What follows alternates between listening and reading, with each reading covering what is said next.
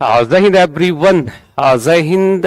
बच्चों माफी चाहूंगा इस लेट के लिए, और लेट में मेरी कोई गलती नहीं है। एक्चुअली मैं काफी देर से वेट कर रहा था बच्चों, और पता नहीं क्या तकनीकी गड़बड़ी आ रही थी, कोई पासवर्ड रिसेट कर रहे थे लोग, सुबह से परेशान थे ना। तो अभी जा करके जो है हम लोग यहाँ पे आई थिंक लाइव हो पाए हैं। ओके, आइए जल्दी से अपने क्लास को आगे बढ़ाते हैं बच्चों, और इधर उधर की कोई बातें नहीं। करंट अफेयर्स की क्लास है। आप सबको ज्ञात है कि करंट अफेयर्स के अंदर हम लोग वो तमाम महत्वपूर्ण चर्चाएं करते हैं जो आज भले ही न्यूज है, लेकिन आने वाले समय में आपके एग्जाम में प्रश्न बन करके जो है वो आता है। तो जल्दी से बच्चों हम लोग अपने क्लास को यहाँ पे आगे बढ़ाएंगे, और सबसे पहले जो हमारी आदत रहती है कि एक बार मैं आपको रिवीजन करवा दूं, फिर हम लोग नए सवालों पे वापस लौटेंगे। ठीक है, तो सब लोग तैयार हैं? एक बार मेरे साथ जल्दी से सभी बच्चे रिवीजन कर लोगे, और उसके बाद हम लोग नए प्रश्नों पे वापस लौटेंगे। ठीक है, तो आपके सामने बच्चों लास्ट क्लास में हम लोगों ने जो चर्चाएं करी थी, वो चर्चा कुछ इस प्रकार से था। जल्दी जल्दी से सभी लोग उत्तर करते चले जाओगे यहाँ पे, जल्दी से सभी लोग यहाँ पे आंसर करते चलेंगे। पहला जो सवाल था आप लोगों के सामने बच्चों, यहाँ पे पहला जो प्रश्न था, वो प्रश्न क्या है ध्यान से देखोगे। तो पहला जो प्रश्न था बच्चों आपके लिए यहाँ पे, वो प्रश्न था बेसिकली कि बताओ इसमें पहला सवाल था C295 मिलिट्री ट्रांसपोर्ट एयरक्राफ्ट का सफल टेस्टिंग हुआ है। यह सफल टेस्टिंग जो हुआ बच्चों वो कहां पे हुआ है, आपको यहाँ पे बताना है। ये जो C295 मिलिट्री ट्रांसपोर्ट जो एयरक्राफ्ट है वो भारत ने किस देश के सहयोग से विकसित किया है। तो करेक्ट आंसर क्या था बच्चों इसमें, तो हम लोगों ने पढ़ा है कि इसका जो सही उत्तर था वो था हमारा स्पेन। राइट आंसर क्या था, ऑप्शन नंबर सी। इस प्रश्न का उत्तर करोगे कि वैश्विक शांति सूचकांक ग्लोबल पीस इंडेक्स जो आता है बच्चों, उस ग्लोबल पीस इंडेक्स में शांति सूचकांक में गलत कथन कौन सा है, रॉन्ग स्टेटमेंट कौन सा था। तो बच्चों ये रिपोर्ट को UNSDSN जारी नहीं करता, बल्कि institute for economic and peace IEP के द्वारा प्रकाशित किया जाता है। तो पहला स्टेटमेंट गलत है। आइसलैंड पहला नंबर पे, दूसरा नंबर पे, तीसरा, ये तो सही था, ये भी सही था, ये भी सही था, है ना। भारत का स्थान क्या बच्चे 115 नंबर पे, भारत का स्थान 115 नंबर पे या 127 नंबर पे, है ना। तो ये आपको यहाँ पे बताना है। तो इसमें जो है ये गलत हो जाएगा, 127 हम लोगों ने इसमें पढ़ा था। नेक्स्ट क्वेश्चन था कि हाल ही में महिला T20 विश्व कप 2026 का आयोजन किन देशों में हो रहा है। तो महिला T20 वर्ल्ड कप कहाँ पे, इंग्लैंड और वेल्स में हो रहा था। Option number A and B दोनों सही हो जाएगा। बच्चों हाल ही में किस अंतर्राष्ट्रीय शिखर सम्मेलन में भाग लेने के लिए प्रधानमंत्री नरेंद्र मोदी फ्रांस की यात्रा पे गए थे। तो हम लोगों ने पढ़ा था कि ये तीनों शिखर सम्मेलन बच्चों, ये तीनों शिखर सम्मेलन जो है ये हो रहा था, तीनों शिखर सम्मेलन हो रहा था फ्रांस में, और प्रधानमंत्री इसमें भाग लेने के लिए गए थे। नेक्स्ट है कि 11 जून को फलस्तीन के रिफ्यूजियों के लिए यूनाइटेड नेशंस एजेंसी को कितना मदद करने का ऐलान किया है। तो बच्चों $2.5 मिलियन, कितना था इसमें, $2.5 मिलियन, इसको ध्यान रखोगे। 19 प्रतियोगी परीक्षाएं उत्तीर्ण करने कर इतिहास रचने के कारण चारू पांडे को जो है एक होम सम्मान के लिए राष्ट्रपति के द्वारा बच्चों आमंत्रित किया गया है। तो आपको बताना है कि इनका संबंध किस संबंधित राज्य से है। तो बच्चों ये संबंधित राज्य छत्तीसगढ़ के रायपुर से बिलोंग करती हैं। And option number C, comments लगाओ ना। नेक्स्ट है भारत में 3 विदेशी यूनिवर्सिटीज कैंपस शुरू करने के लिए समझौते हुए हैं, इसमें सही मिलान की पहचान करो। तो बच्चों भारत में 3 विदेशी कैंपस ओपन होंगे, और तीनों सही है। फॉरेन यूनिवर्सिटीज इंडिया में अपने कैंपस ओपन करेंगे। कच्चे तेल और प्राकृतिक गैस की खोज और उत्पादन के लिए केंद्र सरकार तथा नागालैंड और एक संबंधित राज्य के बीच समझौते हुए हैं। तो संबंधित राज्य का नाम क्या था बच्चे इसमें, आसाम था। हाल ही में किस देश में दुनिया के सबसे बड़े परमाणु ऊर्जा संयंत्र को दोबारा शुरू किया गया है। तो बच्चों यहाँ पे उस संबंधित देश का नाम है जापान। कहां पे शुरू किया गया दोबारा भाई, Japan, option number B. Next है कि पहली बार जारी टाइम मैगजीन ने टॉप 100 sports person list cover page पर किसे शामिल किया है। तो इसमें बच्चों हम लोगों ने पढ़ा था लेब्रन जेम्स को किया है, और भारत की ओर से शामिल होने वाली एकमात्र नाम क्या है इसमें, स्मृति मंदाना। नाम क्या बच्चों, स्मृति मंदाना। तो ये 10 प्रश्न थे जिसको हम लोगों ने लास्ट क्लास में पढ़ा था बच्चों, और उसके बाद हम लोग आज के अपने इस क्लास में वापस लौटते हैं। आज की जो क्लास है, आप लोगों की क्लास काफी दिनों तक नहीं हो पाई थी, इधर लगभग 16 से लेकर के 20 जून तक, है ना। 16 से लेकर 20 जून तक जो है बच्चों आपके क्लासेज इधर नहीं हो पाए थे, बहुत सारे कारण थे इसके पीछे। तो आप लोगों की जो क्लासेस 16 से 20 जून तक नहीं हुआ था, तो मैं आपको बार बार कहता हूं कि अगर कभी भी कोई भी क्लास अगर नहीं हो रहा है, इसका मतलब ये मत सोचना कि करंट अफेयर्स का न्यूज स्किप हो गया, बिल्कुल स्किप नहीं हुआ है। वो न्यूज मैंने कलेक्ट करके रख लिया है, मैं आपको क्लास के माध्यम से वो आप तक पहुंचा दूंगा, ठीक है। तो उसके लिए घबराने की आवश्यकता नहीं है। और बच्चों अगर अभी की बात करें तो मैं आज सोच रहा था कि हम लोग जो है यहाँ पे पूरा 20 प्रश्न लगभग हम लोग यहाँ पे डिस्कस करें, लेकिन ऑलरेडी हमको करा दिया, लोग लेट है ना, हमारा जो ये लोग क्लासेस जो लगाते हैं, तो 20 प्रश्न नहीं, लेकिन जो भी इंपॉर्टेंट क्वेश्चन है 10 आज कर लेंगे, बाकी कल के क्लास में कर लेंगे, नेक्स्ट क्लास में कर लेंगे, ठीक है। तो सभी बच्चे सहमत हो, सभी लोग हम लोग यहाँ पे पढ़ना स्टार्ट करें। चलिए आइए बच्चों यहाँ पे पढ़ाई करना हम लोग शुरू करते हैं। और अपने कमेंट सेक्शन से ऑन नहीं हुआ है क्या? ऑन नहीं होगा, ऐसे ही पढ़ाएंगे। तुम लोग भी जो हो ना, मतलब क्या बोला जाए, तो इसमें जो है बच्चों यहाँ पे कुछ लाइनें थी आप लोगों के लिए कि बदल जाओ वक्त के साथ या वक्त को बदलना सीखो, है ना। बदल जाओ वक्त के साथ या वक्त को बदलना सीखो, मजबूरियों को मत कोसो, हर हाल में चलना सीखो। फिलहाल ये जो लाइनें लिखी है बच्चों, ये मेरे लिए लागू होता है। मेरी क्लासेस सुबह 7 बजे से थी, मैं पहले से आकर के यहाँ पे बैठा हुआ हूँ।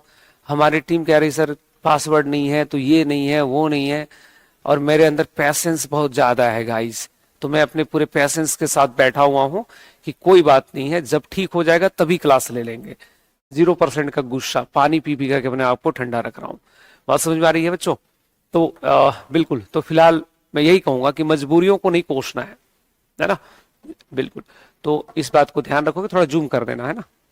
चलिए आपके कमेंट्स भी अब ओपन हो गए हैं, तो जल्दी से बच्चों हम लोग अपने क्लास को आगे बढ़ाते हैं। पहला ही सवाल जो है आपके एग्जाम में क्वेश्चन बनेगा, है ना। पहला ही जो प्रश्न यहाँ पे दिख रहा है बच्चों, वो आपके एग्जाम का क्वेश्चन है। पहला सवाल से शुरू हो जाएगा आपके परीक्षा में क्वेश्चन। तो बच्चों पहला सवाल हम लोगों के सामने यहाँ पे क्या रहने वाला है बच्चों? पहला सवाल हम लोगों के सामने रहने वाला है क्वेश्चन नंबर 1। ध्यान से सभी बच्चे सुनेंगे और लिखना स्टार्ट करोगे। तो पहला सवाल जो है, देखो बाबू, मैं इधर उधर की बातें नहीं करता हूं, आप कितनी भी बातें कर दोगे, ये बातें वो बातें, रिवर्स पे ध्यान नहीं देना है बच्चों आप लोगों को। मैं हमेशा से इस बात पे विश्वास करता हूं कि आपको पढ़ाई करना है, अच्छी पढ़ाई करना है, सफल होना है। पूरी केजीएस परिवार हम सब यही चाहते हैं बच्चों, आपको अच्छी पढ़ाई करनी है, जल्दी से सफल होना है, ठीक है। तो आपको हमेशा से इस बात का ध्यान रखना है। चलो पढ़ाई पे ध्यान देते हैं, इधर उधर की बातें नहीं। पहला सवाल हम लोगों के सामने क्या है?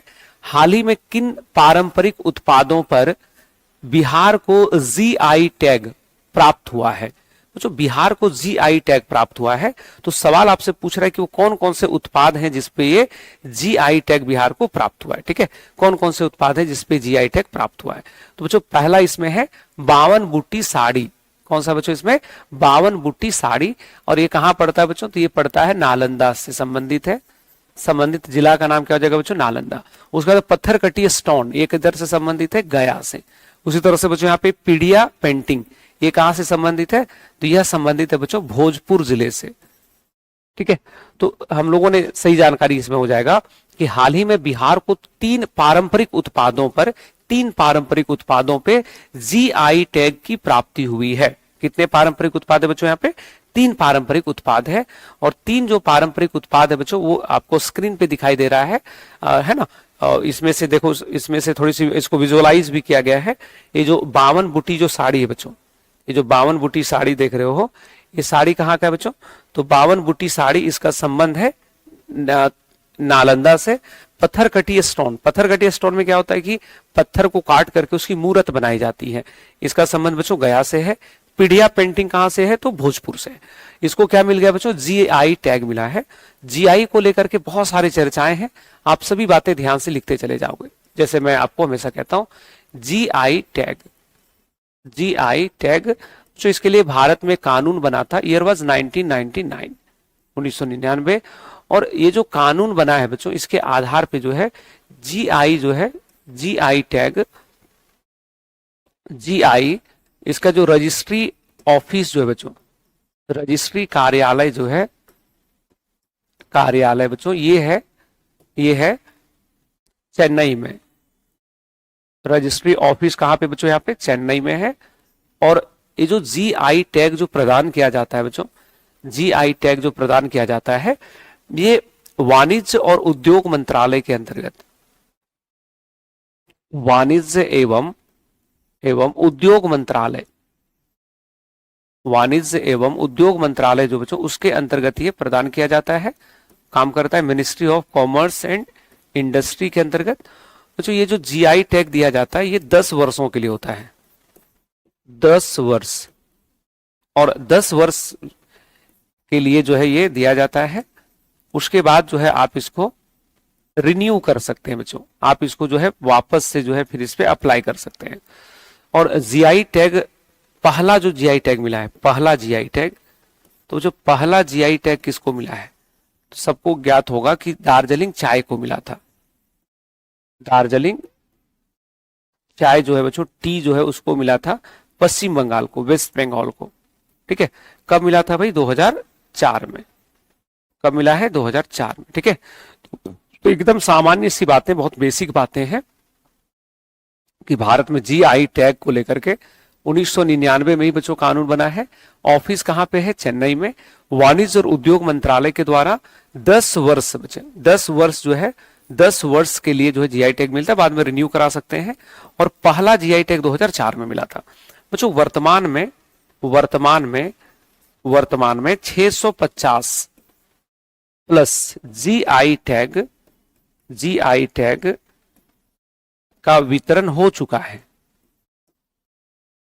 अभी भारत में टोटल कितना जीआई टैग बटा हुआ बच्चों, तो 650 से भी ज्यादा जीआई टैग जो है यहाँ पे बटा हुआ है। ठीक है, और इसी कड़ी को बच्चों हम लोग यहाँ पे आगे बढ़ाते हैं। तो इसमें लिखेंगे कि वर्ष 2030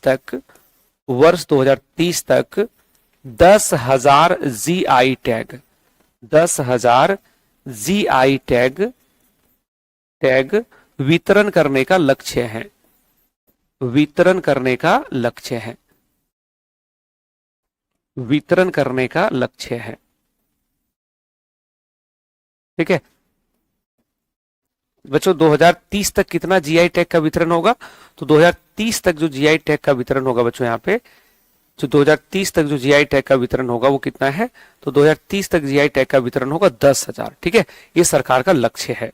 अब आपके मन में सवाल होगा कि आखिर जीआई टैग होता क्या है। तो बच्चों जीआई टैग ये होता है कि किसी विशेष वस्तु जो ट्रेडिशनल हो, या जो किसी कृषि उत्पाद हो, या कोई ऐसा विशेष प्रकार का जो एक विशेष क्षेत्र में ही पाया जाता है और कहीं और नहीं पाया जाता है, तो ऐसे उत्पादों को जो है पहचान मिलेगा। तो सरकार का लक्ष्य क्या है कि वर्ष 2030 तक 10,000 जीआई टैग का वितरण करना है, ये सब। ठीक है, अब यहाँ पे सवाल ये उठता है कि बिहार को कितने जीआई टैग मिले हैं, तो बिहार को बच्चों टोटल 16 मिला है। कितना मिला है, 16। ये पूरा आप लोग इसी तरह से नोट कर लीजिएगा। जैसे बच्चों मंजूषा कला को मिला था 2021 में, जैसे खटवा एप्लिक को, सिकी घास को, मिथिला मखाना को 2022 में, स्टार मार्क लगा देता हूँ, एग्जाम में खूब पूछता है, बिहार में पूछा था। मरचा धान को बच्चों 2023 में ये भी पूछता है। सुजनी कला, मधुबनी पेंटिंग 2007 में, भागलपुरी सिल्क और सिलाव का खाजा 2018 में, कतरनी चावल, जरदालू आम भी पूछता है। शाही लीची ये भी पूछा जाता है एग्जाम में खूब। मगही पान, उसके बाद है 52 बुट्टी सिल्क, और ये तो तीनों नया है बच्चों। ये जो 4 से लेकर के जो 16 तक देख रहे हो, ये सबसे न्यूएस्ट है, सबसे नए हैं। तो इन सब के बारे में आपसे पूछेगा। ठीक है, तो जिन बच्चों ने इसको लिखा हुआ अच्छी बात है, जिन्होंने नहीं लिखा हुआ है वो लोग इसको नोट कर लेना अच्छे से। ठीक है, यहां तक कोई समस्या आप लोगों को नहीं आना चाहिए बच्चों। अब इसमें से ना एक चीज और नोट करिएगा कि जीआई संरक्षण को लेकर के, ज्योग्राफिकल इंडिकेशन के संरक्षण को लेकर के बच्चों वैश्विक स्तर पे भी कुछ कानून है। ठीक है, वैश्विक स्तर पे भी कुछ कानून है, इसको नोट कर लेना सभी बच्चे। जैसे बच्चों ट्रिप्स समझौता ये WTO से रिलेटेड है। ट्रिप्स समझौता 1994, ये भी किससे संबंधित बच्चों, बौद्धिक संपदा अधिकारों के व्यापार संबंध पहलुओं के बारे में। तो इसको भी नेक्स्ट, फिर इसमें पेरिस कन्वेंशन, वो भी इससे संबंधित है, ईयर वाज 1883। उसका जो मैड्रिड समझौता, ये मैड्रिड कन्वेंशन, तो ये 1889 में है। और उसके बाद लिस्बन समझौता, ये 1998 में है। तो कभी कभी क्या होता है ना कि ऐसे क्वेश्चंस भी आपसे पूछे जाएंगे, और ये सबसे टफेस्ट क्वेश्चन, सबसे टफ क्वेश्चंस में से जो है वो यहाँ पर आएगा। ठीक है, इस चीज को यहाँ पे ध्यान रखिएगा, इस बात को बच्चे यहाँ पे ध्यान रखोगे, इस बात को आपको यहाँ पे ध्यान रखना होगा। चलिए, यहां तक ठीक है, यहां तक ठीक है। नेक्स्ट जो हम लोगों के सामने रहने वाला बच्चों, यहाँ पे नेक्स्ट जो हम लोगों के यहाँ रहने वाला है, देखिए अभी जीआई टैग का जब वितरण हुआ था ना, तो बच्चों झारखंड को भी जीआई टैग मिला है, झारखंड को। और एग्जाम में देखिएगा कि पड़ोसी राज्य और झारखंड से क्वेश्चन पूछता है, तो झारखंड को पहले केवल एक जीआई टैग था और अभी इसको 11 नया मिला है, 11 न्यू मिला है। वो जो झारखंड में जीआई टैग की संख्या हो गया टोटल 12। तो मैं इसको पीपीटी में आप लोग को उपलब्ध करवा दूंगा, ठीक है, इसको आप लोग नोट कर लेना। झारखंड को जो बच्चों पहले 11 था, एक और मिल गया है, और इसमें आपको नहीं दिख रहा होगा, कुवाई सिल्क है, भगिया साड़ी है, दुमका का चादर है इसमें। और इसमें सबसे महत्वपूर्ण जानते हैं क्या है? सबसे महत्वपूर्ण बच्चों इसमें है, इसमें सबसे महत्वपूर्ण है तसर। तसर जो है, तसर, तसर सिल्क साड़ी, तसर सिल्क साड़ी बच्चों इस पे झारखंड को मिला है, ना कि बिहार को, ये ध्यान रखना। तो टोटल झारखंड को भी कितना मिला बच्चों? 11 नए जीआई टैग मिला हुआ है। तो अगर कभी भी आप लोग जेपीएससी का एग्जाम्स दोगे या बिहार का कोई भी एग्जाम दोगे बच्चों, तो उसमें भी आपसे यहाँ पे पूछा जा सकता है, इस बात को यहाँ पे ध्यान। अरे अभी आप लोग अभी तो इसको बंद कर दिया है ना बच्चों, अभी जो है यहाँ पे बंद कर दिया ना टेलीग्राम पे। हम टेलीग्राम पे सुबह सुबह लिंक भेज रहे थे हमको लगा क्लास है तो टेलीग्राम पे लिंक भेज रहे थे। अब बाद में हमको पता चला कि लिंक वहां जाता ही नहीं है। तो बोले क्या बात है भाई, काहे नहीं जा रहा, मेरा मोबाइल खराब हो गया क्या? तो पता चला कि नहीं, मोबाइल नहीं खराब हुआ है, लिंक नहीं जाता है। हमको अच्छा ये बात है, ठीक है। तो मुझे याद आया कि हाँ इसमें बंद, अभी बैन कर दिया ना। चलिए, तो यहाँ तक चीजें क्लियर है बच्चों। नेक्स्ट क्वेश्चन पे आते हैं हम लोग। नेक्स्ट क्वेश्चन हम लोगों का क्या है यहाँ पे? तो बच्चों अगला जो सवाल रहने वाला है वो सवाल है कि डीजी दुकान किस संगठन के पहल है? भारतीय लघु उद्योग विकास बैंक। ये डीजी दुकान बच्चों किसने शुरू किया? डीजी दुकान, डीजी मतलब डिजिटल दुकान, तो किसने शुरू किया? सिडबी के द्वारा या ओएनडीसी के द्वारा या एफएसएसआई के द्वारा, नीति आयोग द्वारा? तो निश्चित रूप से राइट आंसर क्या बच्चों इसमें? ओएनडीसी। सही उत्तर क्या हो जाएगा इसमें? ओएनडीसी, ठीक है। पूरा मामला क्या है समझने का प्रयास करोगे, पूरा मामला क्या बच्चों यहाँ पे समझने का प्रयास करोगे। देखो वापस से यहाँ समझना बच्चों, क्या लिखा हुआ? डीजी दुकान। हेडिंग आप लोग लगाइएगा अपने नोट्स में, डीजी दुकान। डीजी दुकान, डीजी दुकान का मतलब होता है बच्चों यहाँ पे, डीजी दुकान का मतलब होता है डिजिटल दुकान, डिजिटल दुकान, ठीक है, डिजिटल दुकान। तो डिजिटल दुकान जो है इसको ओएनडीसी के द्वारा, किसने बच्चों? ओएनडीसी के द्वारा, ठीक है। तो ये टॉप डोमेस्टिक मार्केट है, एविएशन मार्केट है, इंडोनेशिया जो बच्चों यहाँ पे, इंडोनेशिया।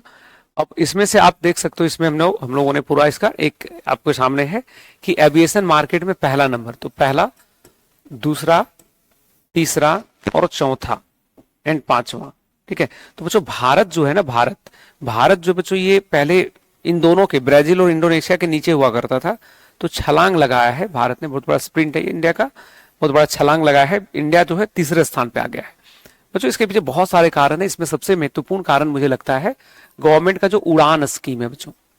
आप लोगों को उड़ान योजना ज्ञात होगा, उड़ान योजना जो बच्चों, ये पहली योजना 2016 में लॉन्च हुई थी, है ना। इस योजना का क्या ऑब्जेक्टिव था बच्चों? भारत में जो टीयर 2 एंड 3 जो शहर थे, शहर, ठीक है, को हवाई सेवाओं से जोड़ना, हवाई सेवा से जोड़ना, एयर ट्रांसपोर्टेशन जो बच्चों उसको प्रोवाइड करना, एयर ट्रांसपोर्टेशन देना। और अभी हाल में आपने सुना होगा बच्चों यहाँ पे कि गवर्नमेंट ने उड़ान 2.0 भी लॉन्च किया है, उड़ान 2.0 भी लॉन्च किया है। अभी ये 2026-27 से लेकर के 2035-36 तक के लिए लॉन्च किया है, और इसके लिए बहुत बड़ा बजट है सरकार का, लगभग 28,800 करोड़ का बच्चों ये बजट है, ठीक है। तो ये 28,800 करोड़ का बजट के साथ इसको लॉन्च किया गया है। तो इंडिया में धीरे धीरे क्या हुआ कि एविएशन मार्केट जो हमारा है वो धीरे धीरे बेहतर हुआ है। अभी जो है बड़ी संख्या में देखोगे, हर, जैसे बिहार का ही हम लोग उदाहरण ले लें, तो बिहार में अगर आप देखोगे बच्चे, नोटिस करोगे तो बिहार में 4 ऑपरेशनल एयरपोर्ट हैं। कितने एयरपोर्ट है बच्चों यहाँ पे? 4 ऑपरेशनल एयरपोर्ट है बिहार के अंदर, ठीक है। तो इस बात को यहाँ पे ध्यान रखोगे। नेक्स्ट जो हमारे सामने सवाल है, अगला जो प्रश्न है बच्चों हमारे सामने, वो है कि भारत सरकार द्वारा गठित बच्चों यहां से पढ़ना स्टार्ट करोगे, श्रम सांख्यिकी पर बनी उच्च स्तरीय तकनीकी विशेषज्ञ समिति का अध्यक्ष किसको बनाया गया है? बच्चों भारत में अभी एक बहुत अच्छा काम हुआ है, वो काम ये है कि बच्चों भारत में बदलते श्रम बाजार जो है, बदलते श्रम बाजार, change in the labour market, to study about the change in the labour market, बदलते श्रम बाजार के अध्ययन के लिए, श्रम बाजार के अध्ययन के लिए, अध्ययन के लिए बच्चों जो जो लेबर मार्केट में जो चेंज आ रहा है उसके अध्ययन के लिए बच्चों भारत में एक कमिटी फॉर्म्ड करी गई है। और वो कमिटी के अध्यक्ष कौन होंगे? तो बच्चों कमिटी के अध्यक्ष बनाया गया है अलख एन शर्मा को। किसको बनाया गया बच्चों? इसमें अलख एन शर्मा को। काफी अनुभव है लेबर इंडस्ट्री का। और राइट आंसर हो गया ऑप्शन नंबर बी। इसमें बच्चों हमने जो भी नाम लिखे हैं वो नाम बहुत महत्वपूर्ण है। जैसे एक नाम है पुष्पक भट्टाचार्य। जो पुष्पक भट्टाचार्य के बारे में आपको याद होगा कि आरबीआई ने एक कमिटी फॉर्म्ड करी थी बच्चों, नाम था उसका फ्री एआई। कमिटी का नाम क्या था? फ्री एआई कमिटी का नाम था।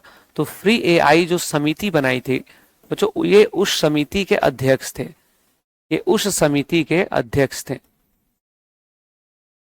ठीक है, जो फ्री एआई समिति बनी थी उस समिति के अध्यक्ष का नाम क्या था बच्चों? इसमें पुष्पक भट्टाचार्य। ये आईआईएम बॉम्बे जो है बच्चों वहां से बिलोंग करते हैं। नेक्स्ट है के संजय मूर्ति। इनके बारे में तो आपको ज्ञात ही बच्चों, कैग है, कैग ऑफ इंडिया। भारत के वर्तमान जो ऑडिटर जनरल है बच्चों उनका नाम क्या है? K Sanjay Murthy. V Anantha Nageswaran chief economic adviser, मुख्य आर्थिक सलाहकार है, मुख्य आर्थिक सलाहकार है बच्चों। तो ये सब महत्वपूर्ण लोग हैं और ये आपसे कभी भी एग्जाम में क्वेश्चन पूछा जाएगा। अभी वी अनंत नागेश्वरन का बच्चों एक रिपोर्ट आया है, इतनी अच्छी बात इन्होंने कही है कि भारत जो है वो पीछे क्यों रह गया अन्य देशों की तुलना में। तो उन्होंने बहुत अच्छी बात कहा है। उन्होंने कहा कि भारत में जो परंपरागत जो काम थे, जो इंडिया में ट्रेडिशनल जो काम थे लोगों का, उसको इंडिया में कभी वैल्यू नहीं किया गया है ना। आप कभी देखें कि एक प्लम्बर, एक बढ़ई, एक माली, एक नाई को लोगों ने ऐसा महसूस करवा दिया कि उनके प्रोफेशन बहुत छोटे हैं, उनके काम कोई बहुत खास नहीं, बहुत विशेष नहीं है। तो उसको लेकर के इनका पॉडकास्ट आया है वाईटी पे, यूट्यूब पे, तो आप सब जो है जरूर उसको एक बार देखने का प्रयास करिए।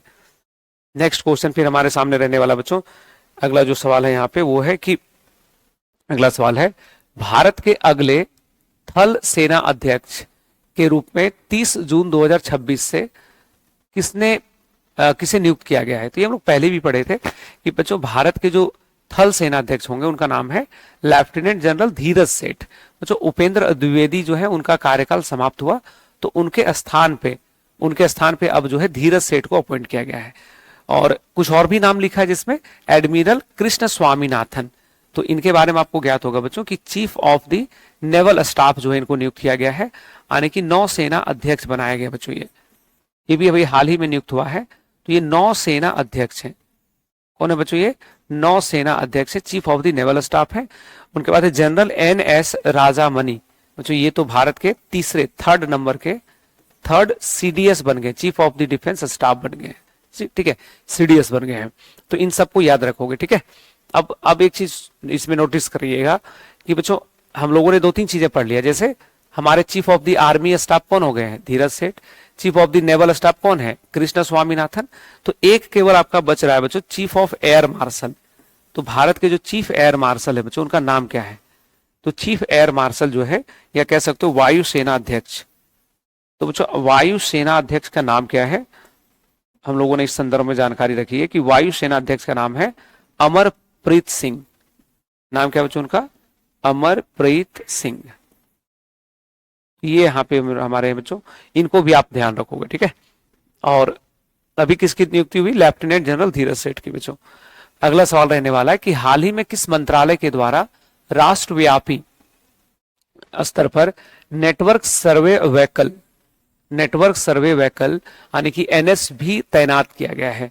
तो बच्चों जब लिखा हुआ है कि ये है नेटवर्क सर्वे व्हीकल्स लिखा हुआ है, तो निश्चित तौर पे आपके मन में ये सवाल क्या उत्तर आया होगा कि वो है हमारा ministry of road transport and highway, जो भारत में जो परिवहन और राजमार्ग मंत्रालय उनके द्वारा लॉन्च किया गया है।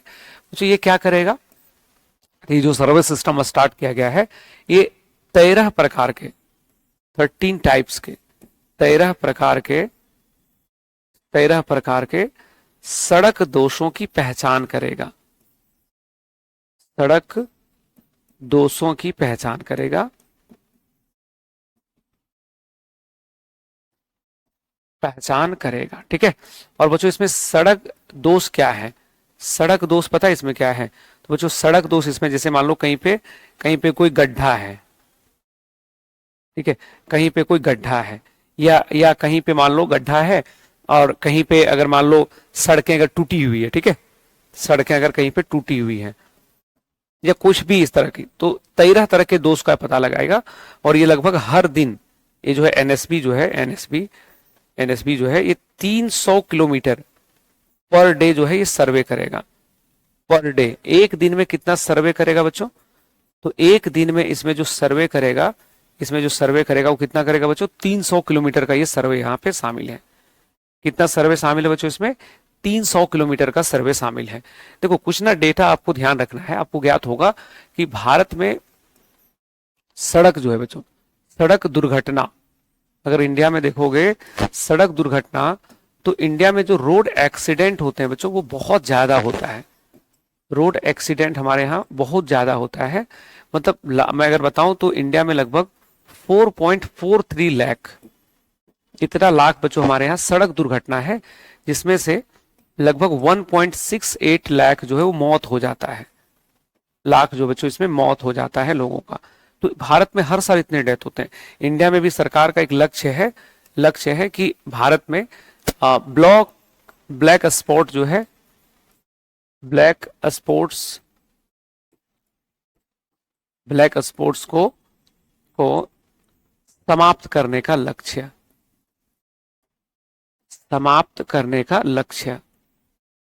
तो बच्चों भारत में ब्लैक स्पॉट को समाप्त करने का लक्ष्य है 2027-28। ठीक है। इसका मतलब ये होता है बच्चों, आप जब सड़कों पे चलते हो तो देखते होंगे सड़कों पे बहुत सारे निशाने लगे रहते, लिखा रहता है ना कि कृपया धीरे चलें, इतना से ज्यादा स्पीड ना चलें, आगे तीव्र मोड़ आने वाला है। तो भारत में इस तरह के जितने भी चिन्हित स्थल हैं, स्ट्रीमिंग बंद कर दो ना कम से कम। तो भारत में जितने भी चिन्हित स्थल है, तो उन चिन्हित स्थलों को जो है ठीक करने का बच्चों यहाँ पे काम किया जाएगा। ठीक है, यहाँ पे ठीक करने का काम किया जाएगा। वीडियो प्राइवेट कर दो बोल के। ठीक है, तो यहाँ तक चीजें आपको ध्यान रखना है। तो भारत में जो है बच्चों इसके लिए जो है सरकार ने क्या किया है, उसके लिए बच्चों एक सिस्टम शुरू किया जिसका नाम है एनएसबी, नेशनल सर्वे व्हीकल। नेक्स्ट इसमें रहने वाला बच्चों हम लोगों का अगला जो सवाल रहने वाला है, अगला जो प्रश्न रहने वाला बच्चों वो है कि किस देश ने अपना पहला अंतरिक्ष मौसम निगरानी उपग्रह सोलर-1 लॉन्च किया है? बच्चों संबंधित देश का नाम क्या है जिसने सोलर-1 लॉन्च किया है? ये first dedicated weather observatory satellite के रूप में लॉन्च किया गया है। तो उसका नाम क्या है? तो बच्चों उसका नाम है यूएसए। नाम क्या बच्चों? यूएसए। और ये जो सोलर-1 जो लॉन्च किया गया है, क्या नाम है बच्चों इसका? सोलर-1। तो सोलर-1 को किसने लॉन्च किया है? तो बच्चों सोलर-1 जो है इसको लॉन्च किया गया है, सोलर-1 को लॉन्च किया गया है। ठीक है, और इसका जो है नाम परिवर्तन हुआ बच्चों सोलर-1। इसका नाम जो था वो पहले इसका नाम हुआ करता था SWFO। इसका नाम था SWFO-L1। ठीक है, और इसको यहाँ हम लोग कहते हैं स्पेस वेदर। ये जो हो जाएगा बच्चों यहाँ पे, इसका मतलब होता था space weather follow on, space weather follow on, हाँ। और ये था L1। L1 का मतलब होता है लैंग्रेज पॉइंट। हाँ, लैंग्रेज पॉइंट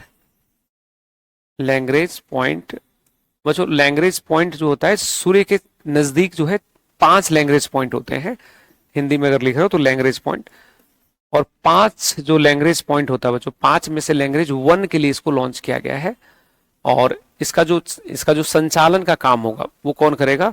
बच्चों राष्ट्रीय महासागरीय और वायुमंडल प्रशासन द्वारा इसका संचालन होगा। नेशनल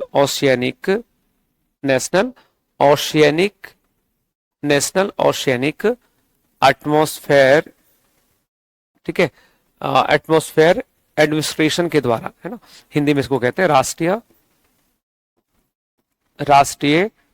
राष्ट्रीय महासागरीय एवं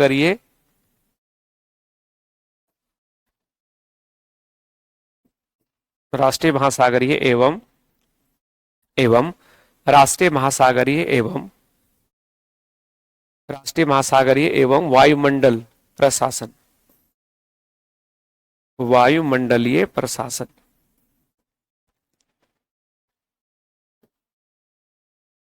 प्रशासन है ना, यानी कि NOA, national oceanic atmospheric administration द्वारा संचालित किया जाएगा, इस सैटेलाइट को द्वारा संचालित। ठीक है, और बच्चों ये किसने किया है, तो यूएसए ने। और आपको ज्ञात है यूएसए की जो स्पेस एजेंसी बच्चों, इसका नाम है नासा। तो निश्चित तौर पे किसके द्वारा बच्चों, नासा द्वारा ये। और अच्छी बात क्या है कि ये पहला जो है, फर्स्ट जो है वो डेडिकेटेड जो बच्चों मौसम निगरानी उपग्रह है, सैटेलाइट जो है, ये वेदर ऑब्जर्वेटरी सैटेलाइट है। अगला सवाल होगा, विषय लिखा हुआ बच्चों यहाँ पे, विषय है कि मध्य एशिया SCO का केंद्र, शांति और संयुक्त विकास का क्षेत्र। इस थीम के साथ, थीम लिखा हुआ बच्चों, थीम पूछता है परीक्षा में, इसलिए थीम क्वेश्चन में लिख देते हैं।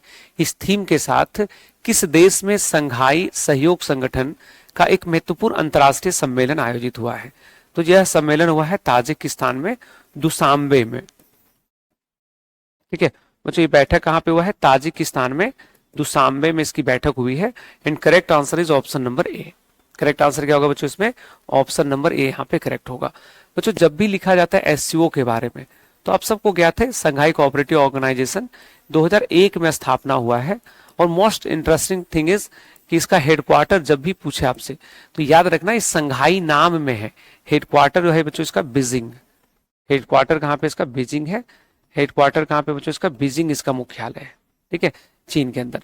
और इसमें जो है सदस्य कितने हैं, तो बच्चों इसमें सदस्य जो है, इसमें सदस्य जो है बच्चों वो है, सदस्य इसमें है 10। और 10वां आने की सबसे नया सदस्य कौन था बच्चों, बेलारूस। सबसे निवेश सदस्य कौन है, बेलारूस। पूछता है भारत इसमें सदस्य है या नहीं है, हाँ है, भारत तथा पाकिस्तान, भारत तथा पाक। तो ये दोनों 2017 में शामिल हुआ है, 2017 में शामिल। ठीक है, 2017 में शामिल। और इस चीज को आपको यहाँ पे ध्यान रखना है। एक चीज इसमें और था कि जैसे अभी ये जो बच्चों SCO सभ्यता संवाद अभी होने वाला भारत में, ठीक है, तो एक जगह कहीं ऐसे नोट में लिख लेना बच्चे, आप लोग नोट में ऐसे लिख लेना कि, जस्ट सेकंड, नोट में लिख लेना, ऐसे लिखोगे 2000, ऐसे लिखना जैसे मैं लिख रहा हूं नोट में कि जुलाई 2026, जुलाई 2026 ऐसे लिखोगे, SCO सभ्यता संवाद, सभ्यता संवाद। तो बच्चों ये संवाद पूछेगा कहाँ होने वाला है, तो बच्चों आप इसमें लिखोगे कि it is propose to be held in Kolkata, Kolkata obviously India में, पश्चिम बंगाल में। तो बच्चों ये कहाँ पे होने वाला है, कोलकाता में, पश्चिम बंगाल में। ठीक है, नाम क्या है इसका, SCO सभ्यता संवाद। कितने देश है बच्चों इसमें, 10। एक चीज और नोट कर लेना कि SCO के जो मेंबर्स हैं वो वैश्विक GDP में क्या कंट्रीब्यूट करता है, तो बच्चों ग्लोबल GDP में SCO का योगदान है 23% का, और ग्लोबल GDP में तो इतना कम परसेंटेज है। और जो वर्ल्ड का पॉपुलेशन है बच्चों उसमें हम लोग का 43% का कंट्रीब्यूशन है। यानी कि SCO में वो देश है जिसकी आबादी बहुत ज्यादा है, और ये कितना अनइक्वल है देख सकते हो। पॉपुलेशन में 43% मतलब आधी आबादी, और GDP में ओनली 23%।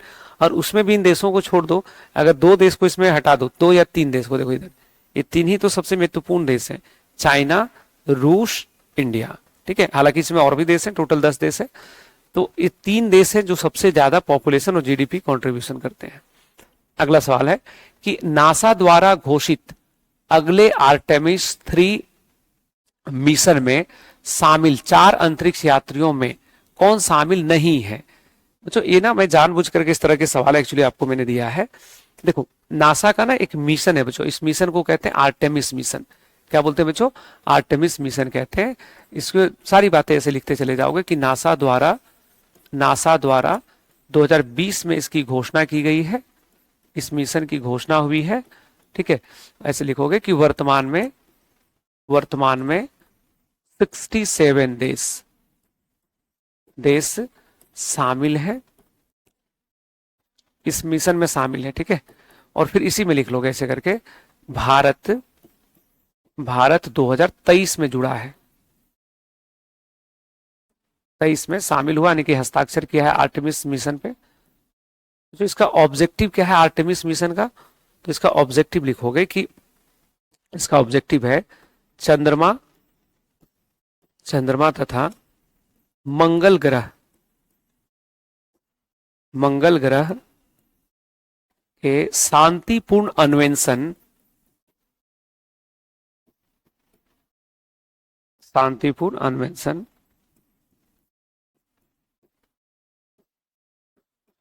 को बढ़ावा देना। ठीक है बच्चों, ये क्या करता है टू एनहेंस या to encourage the peaceful exploration of the moon and Mars satellite. जो मंगल ग्रह है या हमारा जो चंद्रमा है बच्चों, मून जो हमारा है, उसके शांतिपूर्ण जो है उसके लिए जो है काम करता है। बच्चों आर्टेमिस मिशन कब कब लॉन्च हुआ है? तो आप ध्यान रखिएगा, आर्टेमिस 1 मिशन को 2022 में लॉन्च किया गया, आर्टेमिस 2 मिशन को 2026 में लॉन्च किया गया, आर्टेमिस 3 मिशन जो बच्चों 2027 में होने वाला है, और Artemis 4 mission it is propose to be held in 2028। तो अभी जो हम लोग पढ़ रहे हैं बच्चों वो कौन सा है? आर्टेमिस 3 मिशन है। कौन सा मिशन है? Artemis 3 mission. और आर्टेमिस 3 मिशन में पूछ रहा है कि कौन सा नाम नहीं है। तो बच्चों ये आंद्रे डगलस है क्या है, फ्रैंक रूबियो है क्या, रैंडी ब्रेसनिस है क्या? हाँ, ये तीनों नाम तो है, यहाँ 3 नाम हो गया। ये तीनों अमेरिकी हैं, ये तीनों अमेरिकी हैं बच्चों। ये चौथा नाम शुभांशु शुक्ला इसमें नहीं जुड़े भाई। शुभांशु शुक्ला जो है ये एक्जियोम मिशन में जुड़े हुए थे, याद है ना, एक्जियोम 4 मिशन जो था, तो शुभांशु शुक्ला का संबंध उससे था, तो ये तो गलत हो जाएगा। तो 3 के अलावा बच्चों इसमें एक और नाम जो है वो है इटली के, बेसिकली इटली के वो अंतरिक्ष यात्री है बच्चों। और इटली के हैं तो आपको पता है इटली वालों का नाम थोड़ा उल्टा पुल्टा रहता है। तो इटली वाले का जो नाम है बच्चों वो यहाँ पे हम लोग देखेंगे, उनका नाम है लूका परमिटानो। क्या नाम रखता है लोग? नाम है लूका परमिटानो। ठीक है, इंग्लिश में भी सेम नाम होगा।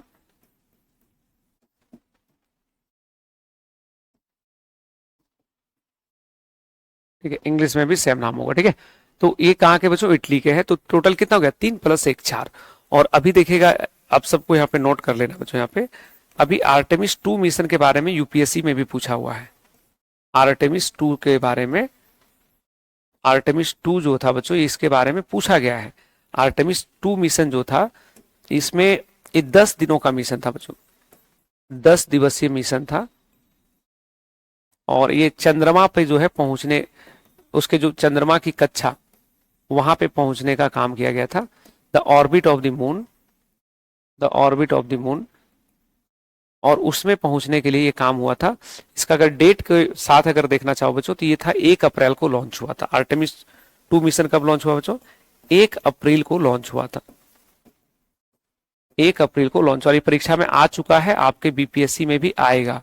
ठीक है, तो आर्टेमिस मिशन को यहाँ पे लॉन्च, और इसमें आपको ध्यान रखना है कि ये जो आर्टेमिस मिशन है किसका मिशन है?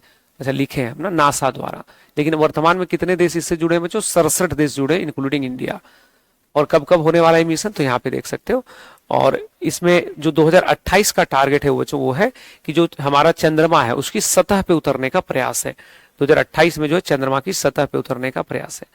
ठीक है, तो इस चीज को आर्टेमिस 5 भी प्लान में है। ये 2028 के लास्ट में आर्टेमिस 5 भी मिशन होने वाला है। अगला जो सवाल रहने वाला है बच्चों हमारा वो सवाल है कि हाल ही में 15 देशों द्वारा अपनाई गई मोम्बासा घोषणा, मोम्बासा घोषणा का उद्देश्य किस समस्या का समाधान है? देखो बच्चों, मोम्बासा घोषणा क्या होता है तो छोड़ दो, पहले समझो कि मोम्बासा का आयोजन है क्या है, ये समझने का प्रयास कर। देखिए अभी बच्चों एक कार्यक्रम हुआ था, हमारा महासागर सम्मेलन। ठीक है, ये है नाम है इसका, हमारा महासागर सम्मेलन, हमारा महासागर सम्मेलन। और बच्चों जो हमारा महासागर सम्मेलन जो हुआ है, ठीक है, इसको बोलते हैं आवर ओशियन कॉन्फ्रेंस, OOC। तो बच्चों हमारा महासागर सम्मेलन जो है ये कहाँ हुआ है बच्चों? केन्या में हुआ है। कहाँ हुआ? केन्या में। केन्या में कहाँ हुआ बच्चों? मोम्बासा में। कहाँ हुआ है? मोम्बासा, मोम्बासा शहर का नाम है। ठीक है, तो वहां पे आयोजन हुआ है और उसमें 15 देशों के द्वारा जो बच्चों 15 देशों द्वारा 15 देशों द्वारा जो है एक घोषणा किया गया, एक डिक्लेरेशन पे हस्ताक्षर किया गया है, घोषणा पर हस्ताक्षर किया गया है, ठीक है। और उसका ऑब्जेक्टिव क्या है बच्चों? तो उसका ऑब्जेक्टिव है कि अवैध मछली पकड़ने, जो अवैध मछली पकड़ रहा है बच्चों, इसके लिए जो है समाधान ढूंढना, इसके लिए समाधान ढूंढना। तो इसके लिए जो बच्चों ये समझौता यहाँ पे किया गया है, ठीक है, इसके लिए समझौता यहाँ पे किया गया है। और ये क्या करेगा कि समुद्री पारिस्थितिकी तंत्रों की रक्षा के लिए, मतलब अगर कोर ऑब्जेक्टिव पूछे तो हम लोग बोलेंगे समुद्री पारिस्थितिकी तंत्र, समुद्री पारिस्थितिकी तंत्र, समुद्री पारिस्थितिकी तंत्र की रक्षा,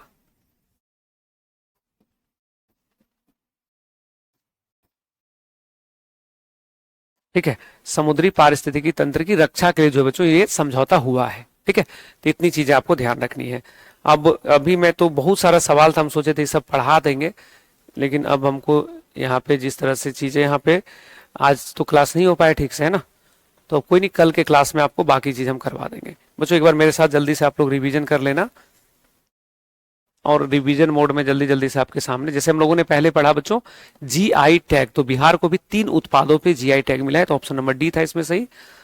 फिर हम लोगों ने यहाँ पे विस्तार से हम लोगों ने पूरा पढ़ा है कि डीजी दुकान किसने लॉन्च किया बच्चों? ओएनडीसी ने लॉन्च किया है, डीपीआईआईटी के अंतर्गत काम करता है। एविएशन मार्केट में शीर्ष नंबर पे अमेरिका, भारत तीसरे स्थान पे है। जो फिर हम लोगों ने यहाँ पे पढ़ा कि हाल ही में कमिटी बनी है अलख एन शर्मा की अध्यक्षता में बदलते श्रम बाजार के अध्ययन के लिए। धीरज सेठ बच्चों नए हमारे जो चीफ ऑफ द आर्मी होंगे, थल सेना अध्यक्ष के रूप में अपॉइंट हुए हैं। और कौन से नंबर के होंगे बच्चों? 31वें नंबर के होंगे, 31वें नंबर के होंगे, 31st नंबर के होंगे, ये भी लिख लेना। तो ये सारी चीजें। उसके बाद है नेटवर्क सर्वे व्हीकल्स, तो सड़कों के समीक्षा के लिए। उसके बाद बच्चों यहाँ पे है कि सोलर वन नामक जो है एक सैटेलाइट किसने लॉन्च किया है? तो संयुक्त राष्ट्र अमेरिका नासा के द्वारा लॉन्च किया गया है। एससीओ सम्मेलन तजाकिस्तान दुशांबे में बच्चों, एससीओ के बारे में पूरी विस्तार से चर्चा। Artemis 3 mission it is proposed to be launch in 2027, अभी इसके यात्रियों की घोषणा हुई थी। मोम्बासा घोषणा अवैध मछली पकड़ने से संबंधित है।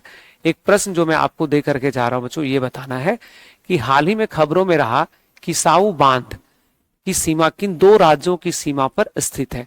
तो ये आप लोगों का जो बच्चों ये होमवर्क है, ये आप लोग हमें कमेंट सेक्शन में बताइएगा, ठीक है। ये आप लोगों को कमेंट सेक्शन में बताना है। कमेंट सेक्शन में ऑप्शन भी है चलो आज के क्वेश्चन में।